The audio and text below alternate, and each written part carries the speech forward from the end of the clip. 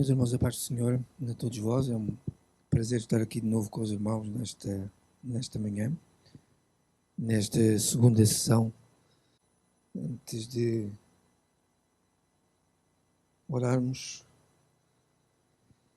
vamos abrir as nossas Bíblias no Salmo 150, que é o salmo da doxologia final deste livro.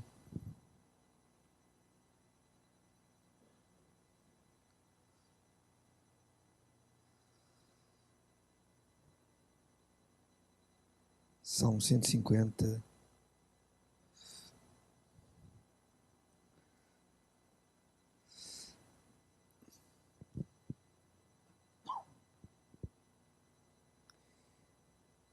E então eu ia pedir ao nosso irmão o Rui Mineiro que fizesse a leitura deste salmo e depois disso um irmão ou uma irmã pode dirigir-nos numa palavra de oração. Louvai ao Senhor. Louvai a Deus no seu santuário. Louvai-o no fundamento do seu poder. Louvai-o pelos seus atos poderosos. Louvai-o conforme a excelência da sua grandeza. Louvai-o com o som da trombeta. Louvai-o com saltério e com harpa. Louvai-o com adufes e danças. Louvai-o com instrumentos de cordas e com a flauta. Louvai-o com símbolos sonoros. Louvai-o com símbolos ressonantes. Tudo o que tem fogo louva ao Senhor. Louvai ao Senhor. Lembramos aos irmãos qual é o tópico deste seminário. E o tópico principal tem esta questão: como ler o livro de Salmos. Certo? Ficamos também, irmãos, com esta ressalva, que é importante, que as metodologias que irão ser a partir de hoje propostas aos irmãos são metodologias entre outras. Eu começaria nesta manhã, irmãos, por uma... Nem é muito o meu... o meu género na aproximação ao estudo destas coisas, mas vamos, irmãos, dar de barato que existe uma chave. Salmo 29, versículo 2. Eu pedi ao nosso irmão Rui então para ler. 29, 2. Dai ao Senhor a glória devida ao seu nome. Adorai o Senhor na beleza da sua santidade. Ok. Então, irmãos, sobretudo a primeira metade do Salmo, nós iríamos considerar, até para aspectos académicos, esta primeira parte do versículo 2 do Salmo 29, uma espécie de chave do pensamento, uma sinopse do livro de Salmos, que diz então: dai ao Senhor a glória devida ao seu nome. Então, irmãos, a perspectiva global seria, para já, nesta segunda sessão, a ideia do enquadramento do livro de Salmos como um livro de adoração. Relembramos aos irmãos que na Bíblia hebraica o título desta antologia, os irmãos repararão que eu evitarei cada vez mais chamar livro e cada vez mais chamar antologia, porque uma antologia é exatamente uma coletânea de textos, e o livro de Salmos é exatamente isso, é uma antologia de 150 poemas. Então, irmãos, digamos que, de um ponto de vista geral, a chave do pensamento do livro ou da antologia do Saltério seria a de adoração. Diria então aos irmãos, retomando antes deste parêntese, que o título desta antologia na Bíblia hebraica é Tehillim, como os irmãos viram. E a palavra Tehillim significa louvores. Então, olharíamos, de um ponto de vista genérico, para, nesta segunda sessão, de um ponto de vista genérico, para a antologia dos Salmos como o livro dos louvores. O livro dos louvores e o livro da adoração. Dai ao Senhor a glória devida ao seu nome. Na tradução de Frederico Lourenço, a partir da Septuaginta grega, a tradução diz: levai, não é louvai, é levai, verbo levar. Levai ao Senhor glória por seu nome. Lembramos então aos irmãos que o título hebraico dos Salmos, como eu acabei de referir, é Tehillim, que significa, portanto, louvor, ou louvores, e que o título desta antologia na Septuaginta, ou seja, na tradução grega do Antigo Testamento, como nós vimos, era Psalmoi, na sessão anterior. O que significará, assim, por aproximação, uma coisa semelhante a cânticos para serem acompanhados por instrumentos, poemas para serem acompanhados por instrumentos. A Bíblia continua a surpreender-nos e neste enquadramento, como nota histórica, que não deixa de ser uma nota ao mesmo tempo curiosa e importante, eu pedi aos irmãos para abrirem em 1 de Crónicas, capítulo 23, versículo 5, para exatamente ter esta perspectiva. Crónicas 23, 5. Esta perspectiva dos psalmoi, dos salmos, como alguma coisa próxima na sua acessão de cânticos para serem acompanhados por instrumentos. Não é? Cânticos para serem acompanhados por instrumentos. Mas não se esqueçam que o saltério foi sobretudo escrito para ser cantado. Nós hoje temos uma relação muito silenciosa com a poesia, com o texto poético, não é? Nós hoje, no caso particular dos Salmos, lemos-los, não os cantamos, a não ser em raríssimas ocasiões, mas do ponto de vista do saltério nacional, religioso israelita, os Salmos eram cantados. E, portanto, este livro, estes poemas foram sobretudo escritos para serem cantados.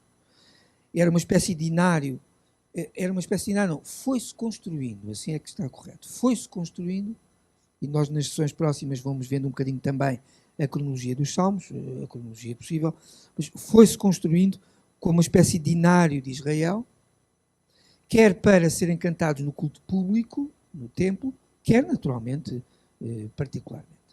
Porquê 1 de Crónicas, capítulo 23, 5, pedi ao nosso irmão Mineiro então a leitura. 4.000 serão porteiros, e 4.000 deverão louvar ao Senhor com instrumentos musicais que eu fiz para o louvar. Irmãos, os irmãos aperceberam-se do que o nosso irmão Rui acabou de ler. Importa-se de repetir. 4.000 serão porteiros, e 4.000 deverão louvar ao Senhor com instrumentos musicais que eu fiz para o louvar. 4.000 deverão louvar ao Senhor com instrumentos musicais. Ou seja, Davi organizou uma orquestra no templo com 4.000 instrumentistas. Os irmãos tinham esta noção? É muito interessante, conforme eu estava a dizer aos irmãos no princípio da sessão anterior, da sessão inicial. Neste caso aqui não estamos a fazer uma leitura comparativa, mas estamos a fazer uma leitura intertextual, ou seja, uma leitura entre textos de livros diversos. Os irmãos não se esqueçam que a Bíblia ela própria é uma antologia, é uma compilação de diversos livros.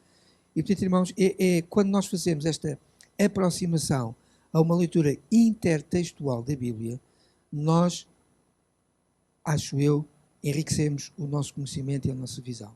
No primeiro templo de Israel, 4.000 instrumentistas. É um número simpático, não é, irmãos? 4.000 instrumentistas. Há pouco lemos o Salmo 150, a leitura não foi inocente, porque no Salmo 150 nós temos uma enumeração dos instrumentos mais comuns que eram utilizados no acompanhamento cantado dos Salmos. Se os irmãos tiverem a bondade de regressar ao Salmo 150, nós aí temos uma enumeração histórica. Pedi ao nosso irmão Rui a leitura dos versículos 3 a 5, por favor. Louvai-o com o som da trombeta, louvai-o com saltério, com harpa. Louvai-o com adufes e danças, louvai-o com instrumentos de cordas e com flauta. Louvai-o com símbolos sonoros, louvai-o com símbolos ressonantes. Muito obrigado, irmão Rui. Então, irmãos, nós temos aqui três grandes naipes de instrumentos. Ora, no versículo 3 temos... vamos retirar a primeira parte, porque o som da trombeta inclui-se mais no versículo 4. A segunda parte do versículo 3 diz: louvai-o com o saltério. Atenção às acessões que a palavra saltério tem. Nós podemos utilizar a palavra saltério como referência a um instrumento musical de cordas, ou podemos utilizar a palavra saltério como referência a uma antologia poética, que é o caso do livro de Salmos, que é designado também ele próprio, por extensão, saltério. Então, no versículo 3, nós temos um naipe de cordas. Louvai-o com o saltério, aqui na acepção de instrumento de cordas, e a harpa. Depois, no versículo 4, nós temos o naipe dos instrumentos de sopro. Louvai-o com o adufo e a flauta. Vamos buscar na primeira parte do versículo 3 a trombeta. Ok? E depois, no versículo 5, nós temos o naipe da percussão. Então, os símbolos sonoros. A nossa relação um bocadinho hoje com os símbolos passa sobretudo pela bateria. Mas se os irmãos ouvirem uma orquestra sinfónica clássica, os símbolos passam por um naipe mais alargado, de tambores, de xilofones, etc. E, portanto, louvai-o com símbolos sonoros e com símbolos altissonantes, ou seja, com símbolos que produzem sons muito altos, sons poderosos, sons audíveis por excelência. Portanto, tínhamos naipes de instrumentos de cordas, tínhamos naipes de instrumentos de sopro, tínhamos naipes de instrumentos de percussão e podemos concluir que o templo era bastante barulhento. Ou seja, que o louvor, que a adoração ao Senhor era, tinha este timbre altissonante e tinha um timbre de variedade de naipes que o acompanhavam. Os irmãos lerem Apocalipse, deste ponto de vista, irão verificar que existem várias passagens no livro de Apocalipse onde os incontáveis, os inumeráveis anjos louvam sucessivamente ao Senhor, e aqui nós vamos ter uma expressão um bocadinho num santo barulho, portanto, num louvor contínuo, alto, cujo mote naturalmente é de alegria e de gozo pela obra que Cristo realizou em nosso favor. E também, segundo o tal versículo 2 do Salmo 29, na tradução de Almeida, um pouco como a chave do pensamento dos Salmos, concretizando este versículo que diz: dai ao Senhor a glória devida ao seu nome. Fez-se isso desta forma no primeiro templo de Jerusalém, faz-se isso no tempo histórico e de acordo com a nossa liturgia nos nossos cultos atuais, far-se-á no céu como antecipação daquilo que nós vemos relatado em Apocalipse, desde sempre e para todo o sempre. Certo, irmãos? Portanto, dai ao Senhor a glória devida ao seu nome. Na tradução de Almeida, na tradução de Lourenço, levai ao Senhor, levai como ofrenda, levai ao Senhor glória por seu nome. Antes de nós entrarmos propriamente nos slides, há uma nota que eu queria deixar aqui aos irmãos, que é a relação de Jesus com os salmos. Eu ontem estava a fazer esta nota para os irmãos e não posso deixar enfim, não é propriamente confessar, partilhar com os irmãos alguma comoção relativamente a estas notas que eu vou passar aos irmãos. Jesus tinha uma relação muito íntima com os salmos, muito próxima com os salmos. E volto aqui a frisar um bocadinho de novo aos irmãos, um pouco naquela perspectiva de Paulo: não me cansarei de repetir as mesmas coisas. Neste caso não é por ser insegurança, mas é por ser importantes do ponto de vista da aproximação ao texto bíblico, importante para vós, que é esta noção de ler a Bíblia intertextualmente. Não sei se os irmãos têm a noção, mas as últimas palavras que Jesus disse na cruz, as últimas são citações dos Salmos. Vamos ver. Então, não apenas o Senhor tinha uma relação muito íntima com os Salmos, mas, sobretudo, vamos aqui utilizar uma palavra mais ligada ao têxtil. Os Salmos impregnaram muito o quadro mental e o coração de Jesus no seu ministério e na sua vivência. Não é? E eu vou dar estas duas citações aos irmãos, para verem quão importante é a aproximação à leitura das Escrituras, do ponto de vista intertextual, e quão importante é, por outro lado, esta antologia, este saltério, na vida do povo judeu. Os irmãos não se esqueçam que o Antigo Testamento é, sobretudo, um texto judeu. Mas também no Novo Testamento, através da própria pessoa de Cristo, para hoje, os cristãos. E de tal maneira que não apenas o livro do Novo Testamento, aliás, peço desculpa, não apenas o Antigo Testamento, mas particularmente os Salmos, que nós estamos aqui a estudar, têm uma influência decisiva no Novo Testamento. Se os irmãos já se aperceberam, o Novo Testamento comporta, grosso modo, 283 citações do Antigo Testamento. Mais um momento sobre. 283 citações do Antigo Testamento são feitas pelo Novo Testamento. E destas 283 citações do Antigo Testamento, no Novo Testamento, 116 são dos Salmos. Não é um livro qualquer. Do ponto de vista da sua influência no Novo Testamento. Certo, irmãos? Não é um livro qualquer, do ponto de vista da sua influência no pensamento dos escritores do Novo Testamento. Considerando que de 283 citações, 116 são dos Salmos. Irmãos, e portanto o próprio Jesus, o próprio Senhor, tinha uma relação muito próxima com os Salmos, de tal maneira, e nós vamos ver imediatamente, que as últimas palavras ditas por Jesus na cruz foram citações de Salmos. E eu ontem estava a pensar, quando estava a fazer esta nota para os irmãos, dizia, o que é que nós vamos dizer quando estivermos a morrer? Não é? O que é que nós vamos dizer quando estivermos a morrer? Não é? Deste ponto de vista, as últimas palavras, penso eu, como nunca nós morreu, mas as últimas palavras, se houver tempo para as dizer, não é? Serão talvez a manifestação daquilo que de mais essencial existirá na nossa vida.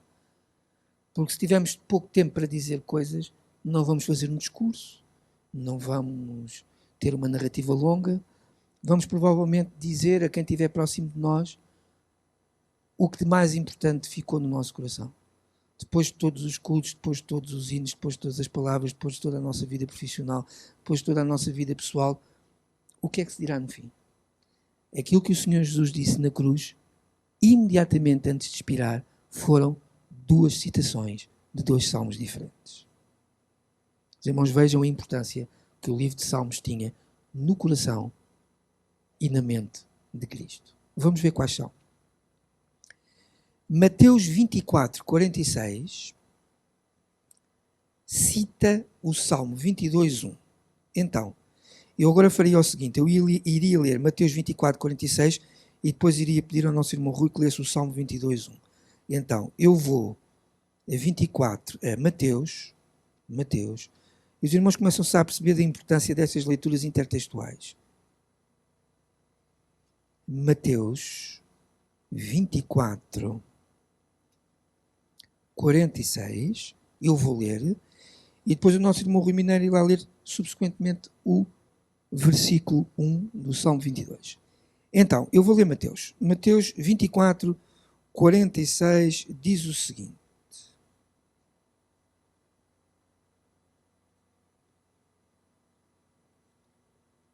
Vinte e quatro, 46, já me enganei.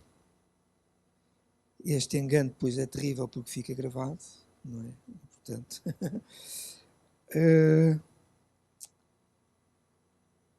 ora.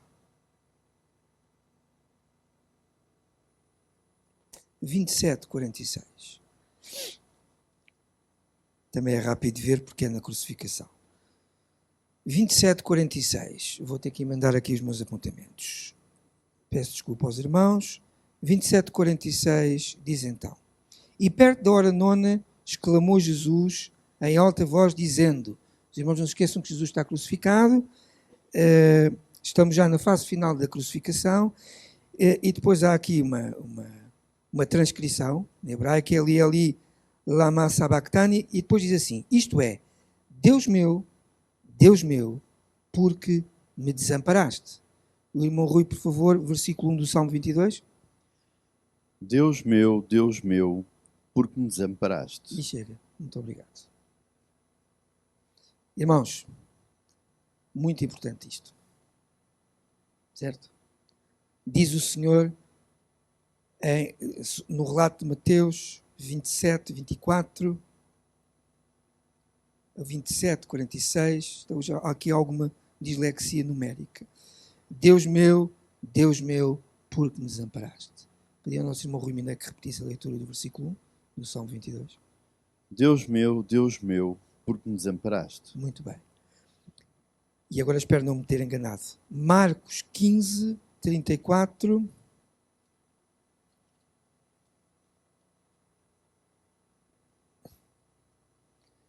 Marcos 15, 34. Eu leio. E à hora nona Jesus exclamou com grande voz, dizendo: Eloi, Eloi, lama sabachthani, que traduzido é: Deus meu, porque me desamparaste. Marcos faz a mesma referência de Mateus. Esta é a primeira citação, mas há uma outra.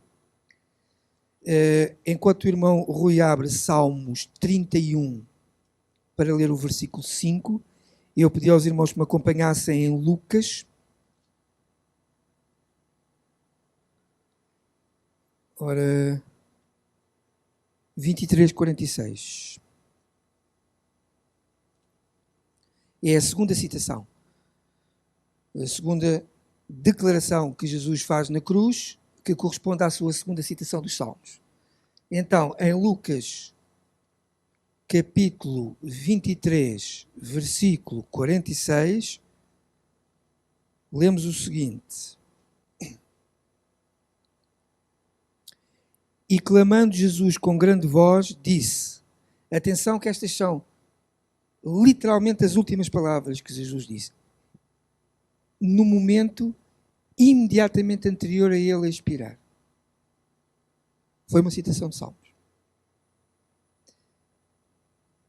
E, clamando Jesus com grande voz, disse: Pai, nas tuas mãos entrego o meu espírito. Ouvimos o irmão Rui ler agora Salmo 31, versículo 5. Nas tuas mãos encomendo o meu espírito. Amém. Certo, irmãos? Isto dá uma perspectiva muito diferente da crucificação. Dá uma perspectiva muito diferente à crucificação, irmãos. E que perspectiva é esta? A íntima relação que Cristo tinha com as Escrituras. O amor que Jesus tinha pela palavra de Deus. De tal maneira que as suas duas últimas expressões na cruz foi a citação de 2 salmos. Irmãos, que o Senhor naturalmente nos ajude também a termos uma comunhão tal com a sua palavra, que ela possa, e volto a este termo, impregnar como a tintura impregna o pano, que possa impregnar o nosso coração e o nosso entendimento. Porque, irmãos, no momento mais difícil da vida de Cristo, as suas palavras não foram suas, foram citações de 2 salmos. O Salmo 22, versículo 1, para o meu Deus, porque me desamparaste, e o Salmo 31, versículo 5, para Pai, nas tuas mãos entrego o meu espírito. Portanto, os irmãos que tinham a noção de que essas expressões tinham sido expressões espontâneas de Jesus no final da sua agonia, ficam agora, portanto, a ter este conhecimento que não, que eram 2 citações do livro de Salmos. Volto a dizer aos irmãos, 116 citações de Salmos do Novo Testamento para 283 citações do Antigo Testamento no Novo Testamento. Meus irmãos, ainda no Salmo 144, versículo 9, nós encontramos, antes de ir então aqui aos slides, mas hoje, irmãos, era muito importante nesta segunda sessão criarmos um quadro conceptual de aproximação aos Salmos, muito através da leitura intertextual, para que os irmãos possam ter uma base conceptual, exatamente, para avançarmos depois para a metodologia. Salmo 144, versículo 9, os irmãos vão encontrar um versículo muito interessante. 144, 9. Um versículo muito interessante que mostra onde o próprio Davi escreve um versículo que nos dá, no interior dos Salmos, a indicação de que, efetivamente, os Salmos eram cânticos para serem acompanhados por instrumentos. Então, eu pedi então ao nosso irmão Rui, Salmo 144, 9. A ti, ó Deus, cantarei um cântico novo. Com saltério e com instrumentos de 10 cordas te cantarei louvores. Este versículo é muito interessante porque é o próprio Davi que nos dá a indicação histórica e a indicação litúrgica de que, efetivamente, os salmos, o saltério, eram, efetivamente, cânticos que eram acompanhados na liturgia do templo por instrumentos, porque ele diz aqui, na segunda parte do versículo 9, a ti, Deus, cantarei um cântico novo, mas depois diz, com o saltério e com o instrumento de 10 cordas te cantarei louvores. Os louvores são os tais teilin, né? Te cantarei louvores, acompanhado por, não apenas pelos instrumentos de cordas, mas como fazemos referência ao Salmo 150, por instrumentos de percussão e por instrumentos de sopro. Então, temos aqui, portanto, uma argumentação interna aos próprios Salmos, onde o próprio Davi nos mostra que o saltério era basicamente o inário de Israel e que eram poemas cantados na liturgia do templo. Dito isto, irmãos, vou então aproveitar para me levantar um bocadinho. Já estava. E então vamos aqui aos slides. Feito este enquadramento. Então, irmãos, temos aqui então como resumo a noção de que os salmos são um cântico sagrado dos hebreus, acompanhados por instrumentos de corda ou de sopro e também de percussão, conforme vimos no Salmo 150. Os salmos são cada um dos 150 poemas líricos. Os irmãos já sabem a noção da palavra lírica na tradição cultural grega, que é a nossa. O lírico, por isso é que nós hoje chamamos, existe a poesia lírica, a poesia épica, a poesia narrativa. A poesia lírica era aquela que era acompanhada na antiguidade grega, aquela cuja declamação poética era acompanhada por liras. E, portanto, da palavra lira deriva lírico, e temos então a poesia lírica, do livro homónimo, do livro com o mesmo nome, que foram musicados para uso religioso, neste caso. Também os salmos, como os irmãos já sabem abundantemente, por extensão, significam saltério, que é a antologia dos 150 salmos. Ora bem, quanto a nós, o livro de Salmos faz parte dos Ketuvim. Ketuvim é uma palavra hebraica, é a palavra original da Bíblia hebraica, que significa escritos. Okay? Os Ketuvim são a terceira parte da Bíblia hebraica, a terceira secção da Bíblia hebraica, que tem por título genérico Escritos. Qual é o título genérico da terceira secção da Bíblia Hebraica? Escritos. Pronto. Que em hebraico se diz Ketuvim. E o livro de Salmos é o primeiro dos livros desta terceira secção, dos escritos, dos Ketuvim. Os Salmos abrem esta terceira secção. Portanto, o livro de Salmos na Bíblia Hebraica faz parte dos Ketuvim, dos escritos, a terceira parte dos livros do Tanakh. Tanakh é a palavra hebraica para Antigo Testamento. Okay? Regra geral das nossas Bíblias, a palavra Tanakh é traduzida por Escrituras. E as Escrituras? Tanakh. Tem aqui um apontamentozinho, ver se os irmãos ali veem. O Tanakh é um acrónimo das letras iniciais das três partes da Bíblia Hebraica. A Tora, depois os livros dos profetas e depois aqui o capa dos Ketuvim. E, portanto, é um acrónimo das letras iniciais das três partes da Bíblia. Ora bem, agora, nestes últimos 20 minutos que nos restam, ou 15, nós iremos então fazer, irmãos, uma abordagem de uma primeira proposta de metodologia de leitura dos Salmos, ok? Que é a mais tradicional, com uma nota. Porquê que é a mais tradicional? Porque os irmãos verão que começa no Salmo 1 e acaba no 150. Pronto. Aparentemente seria uma leitura sem metodologia, ou seja, é ler os Salmos todos de seguida.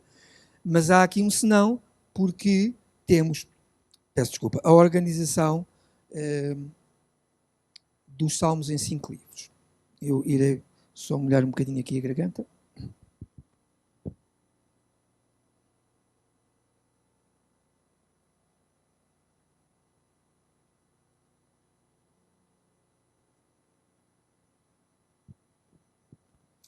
Então, irmãos, título para esta metodologia. Esta será uma primeira proposta metodológica que, enfim, eu forneço aos irmãos para a leitura do livro de Salmos. Será uma leitura cronológica. Atenção a esta leitura cronológica, porque os Salmos, por aqui, não estão organizados cronologicamente. Ou seja, o Salmo 1... dito de outra maneira. Nós aqui, no meio dos Salmos, temos, por exemplo, um Salmo de Moisés. Não é? E, portanto, esta leitura cronológica tem sobretudo a ver com estes dois aspectos que eu queria fazer notar aos irmãos. Vamos considerar o livro 1, 2 e 3 dos Salmos, desde o Salmo 1 ao Salmo 89. Esta numeração que está aqui é a numeração da Bíblia Hebraica. Não é a numeração da Septuaginta, da tradução grega. Os irmãos nas vossas Bíblias têm esta numeração dos Salmos. Têm a numeração da Bíblia Hebraica e não a numeração da Septuaginta. Então, consideraremos para esta cronologia a divisão entre Salmos pré-exílio e Salmos pós-exílio. Os irmãos estão a ver esta definição? Sentem-se confortáveis com esta definição, o pré-exílio e o pós-exílio? Os irmãos lembram-se, agora temos que ir um bocadinho à história, não é?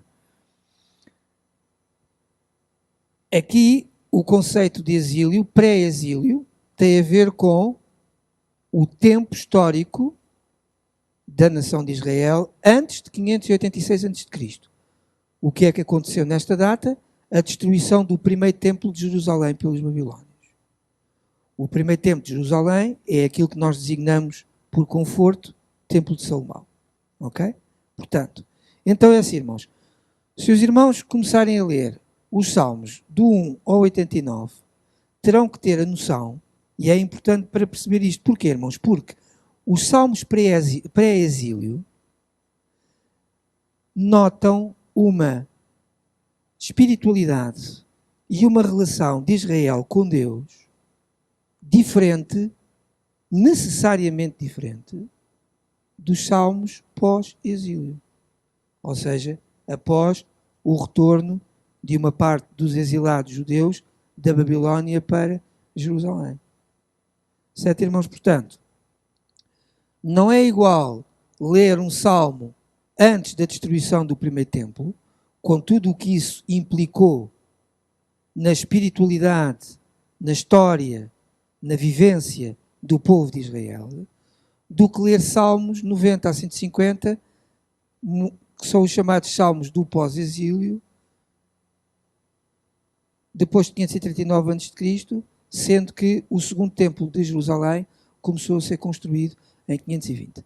E, portanto, irmãos, esta noção é uma noção importante, esta noção desta cronologia entre Salmos pré-exílio, antes da destruição do templo, e Salmos pós-exílio, por altura um bocadinho anteriores, mas depois na continuidade à construção do segundo templo, mostram-nos, revelam-nos uma relação de Israel com Deus em alguns aspectos, e alguns desses aspectos são aspectos importantes, diferente.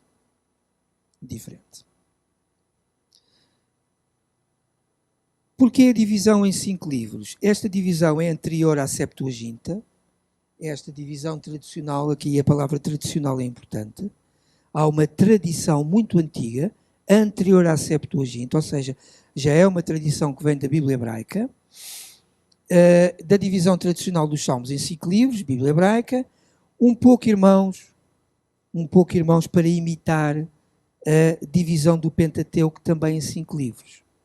Certo, irmãos? Um pouco para fazer essa imitação. Agora, vamos aqui ao importante.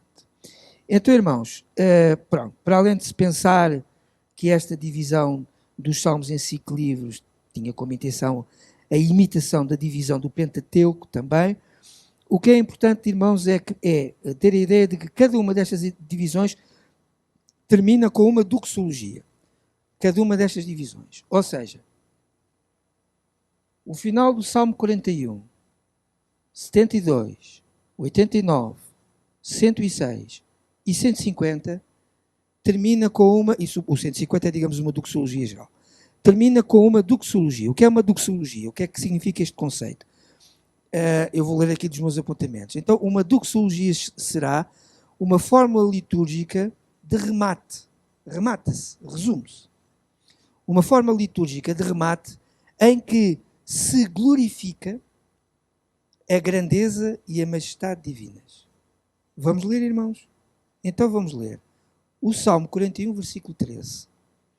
Sabem? Agora os irmãos têm que olhar para aqui. Estão a ver Salmo 41? Termina o livro 1 dos Salmos. Salmo 41, versículo 13. Se este conceito estiver certo, terminará com uma doxologia, ou seja, com uma fórmula litúrgica que remata, que resume esse livro, em que se glorifica a grandeza e a majestade divinas. Então, irmão Rui, Salmo 41, versículo 13, que é o último versículo, diz o quê?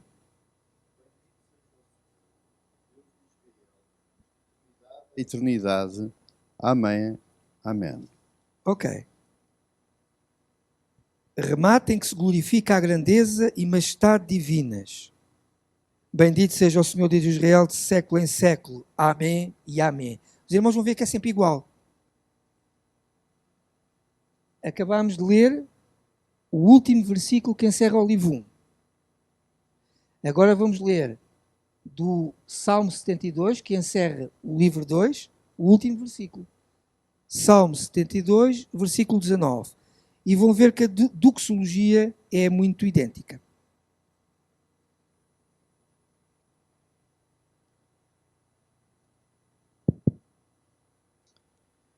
Findam aqui as orações de Davi. Não, mesmo o 19. O 72, 19. 72, 19.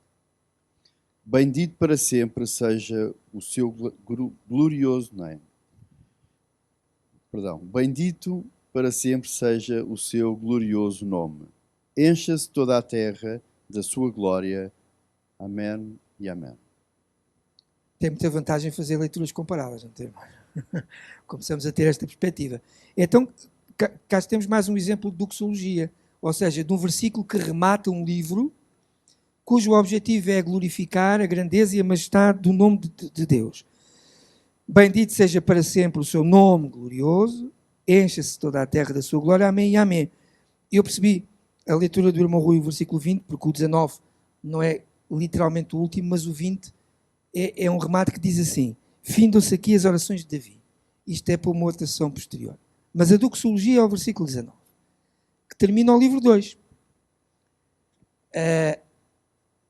Agora vamos ao livro 3. O último salmo é o 89.